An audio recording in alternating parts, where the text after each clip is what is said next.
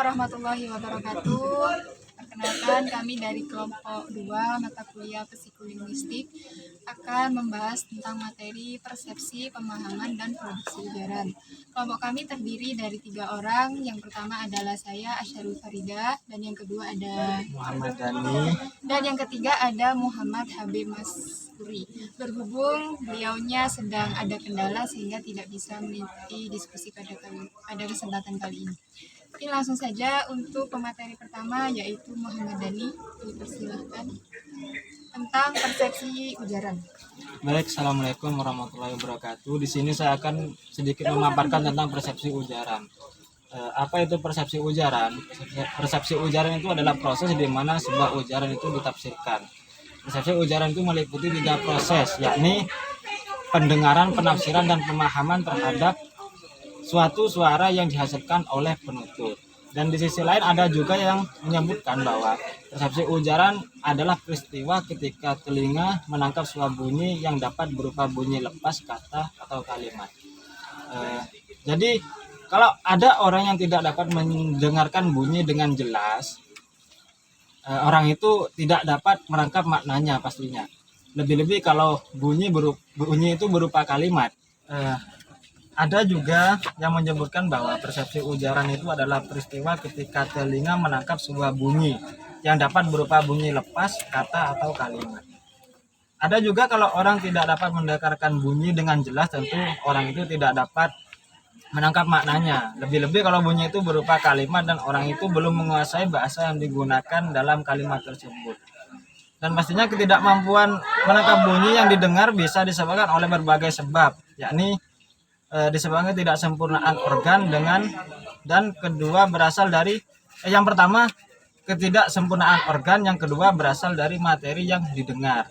Proses ujaran ini menurut Darjo Wijojo ini dibagi menjadi tiga tahapan. Yang pertama tahap auditori, yang kedua tahap fonetik, yang ketiga tahap fonologis.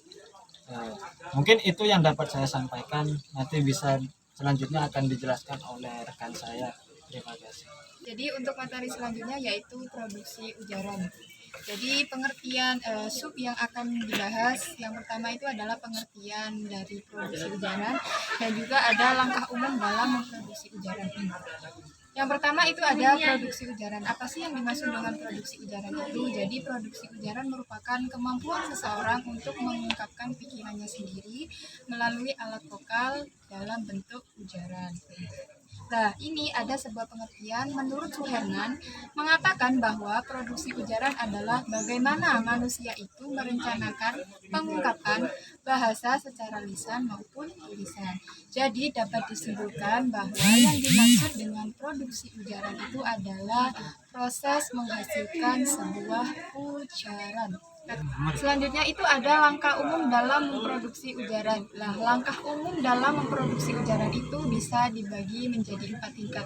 Nah, tingkat yang pertama ini ada yang namanya tingkat message atau bisa disebut dengan tingkat pesan, di mana pesan yang akan disampaikan itu diproses terlebih dahulu. Kemudian ada yang namanya tingkat fungsional, di mana bentuk leksikal dipilih lalu diberi peran dan fungsi sintaksis. Kemudian tingkat yang ketiga itu ada tingkat posisional, di mana konstituen dibentuk dan afiksasi dilakukan. Kemudian yang terakhir itu ada yang namanya tingkat fonologi, di mana struktur fonologi itu diwujudkan. Dalam proses produksi ujaran itu ada 3 bagian otak yang berperan penting, yaitu yang pertama itu ada Wernicke. Jadi bagian otak yang dinamakan Wernicke ini bisa bertanggung jawab pada lexical meaning atau bisa disebut dengan makna kata. Terus bagian kedua itu ada yang namanya Broca. Nah, Broca ini bertanggung jawab pada grammatical planning atau disebut dengan perencanaan tata bahasanya. Kemudian yang ketiga itu ada motor suplementer. Nah, motor suplementer ini fungsinya untuk mengendalikan hasil sebuah ucapan. Baik, saya Muhammad Maskuri akan menerangkan tentang pemahaman ujaran manusia.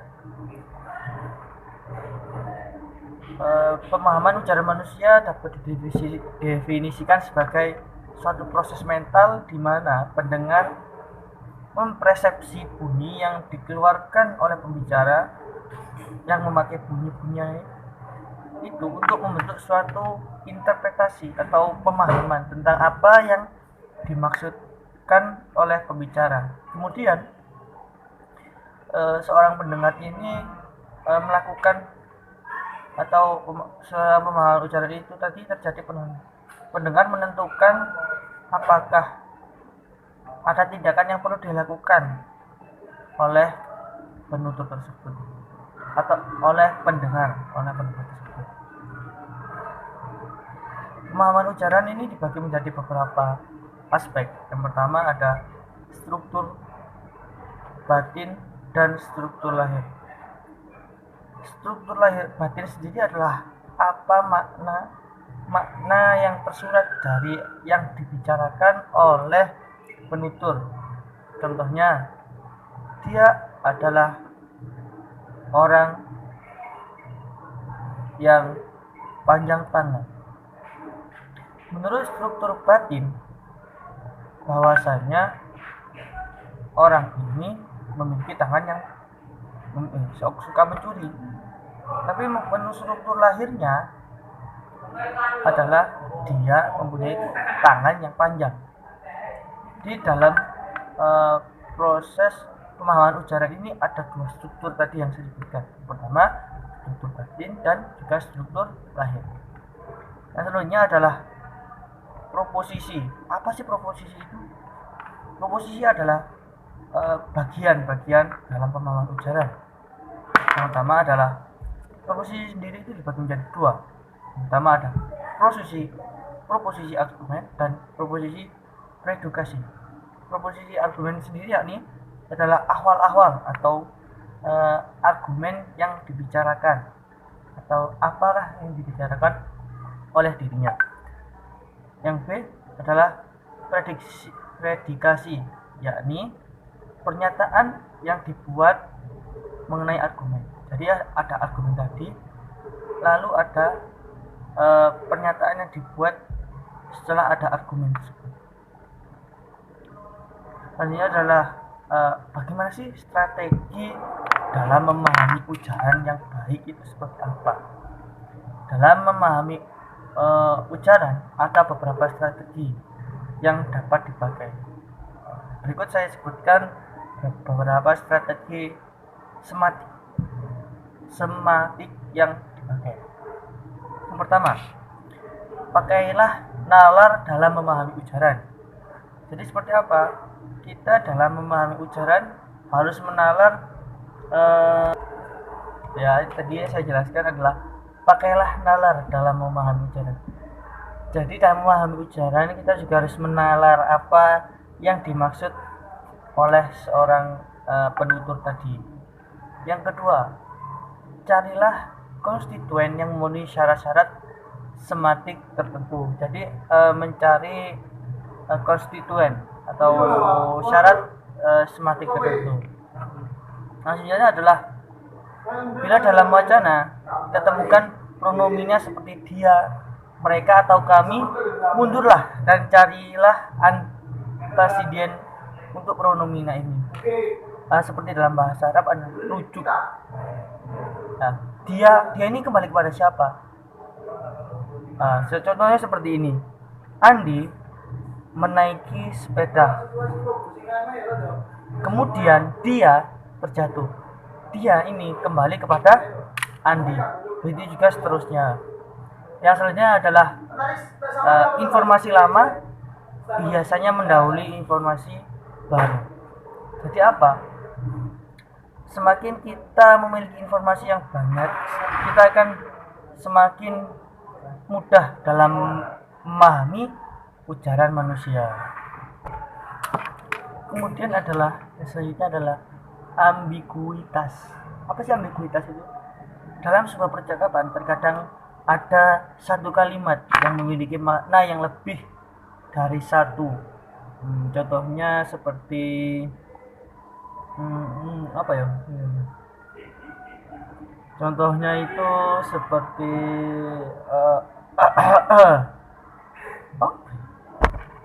Contohnya seperti anu memiliki beberapa makna.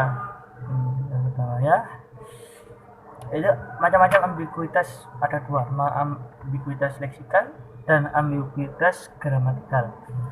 Ambiguitas leksikal itu karena bentuk leksikal yang dipakai, sedangkan ambiguitas gramatikal ialah ambiguitas yang disebabkan oleh struktur kalimat yang dipakai. Ada pun teorinya. Yang pertama menurut Garden Path Theory GPT, menurut Frazier tahun 1987, dalam Suecono di 2012, orang membangun makna berdasarkan pengetahuan sintaktik. Kita seolah-olah berjalan di kebun melewati jalan setapak, tetapi setelah tahu jalan itu keliru, barulah kita balik untuk mencari jalan yang baik. Seperti itulah sudah diterangkan tadi teori ambiguitas itu menurut GPT tadi.